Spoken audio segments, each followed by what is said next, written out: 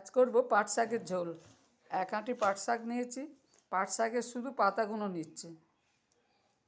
পাতাগুলোকে নিয়ে মধ্যিখান থেকে শিরাগুলো তুলে ফেলতে হবে। এরকমভাবে পাতাগুলোকে ছাড়াতে হবে। পাট শাকটাকে কড়াতে তুলে দিয়েছি। এবার এতে একটু হলুদ আর নুন দিয়ে আমি চাপা দিয়ে রাখবো। হলুদ নুন দিয়ে চাপা দিয়ে দিচ্ছি। এবার এতে একটু জল দিলাম।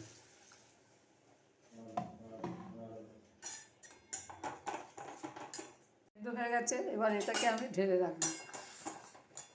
কড়া গরম হয়ে গেছে, এবার সর্ষের তেল দিলাম। এর জন্য 5 ফোড়ন দিলাম আর দিলাম একটা শুকনো লঙ্কা। এতে দেবো থেঁতো করা 2 কোয়া রসুন,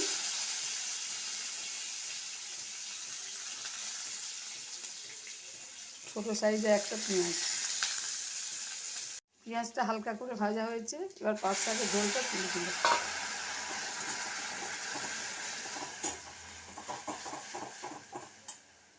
এক চিমটে চিনি দেবেন, তাহলে এর টেস্টটা একদম খুব সুন্দর হয়ে যাবে। এবার এটাকে আমি ঢেলে নেবো। হয়ে গেল আমার পাট শাকের ঝোল। পাট শাকের ঝোল যদি ভালো লাগে শেয়ার করবেন, সাবস্ক্রাইব করবেন, কমেন্ট করে জানাবেন।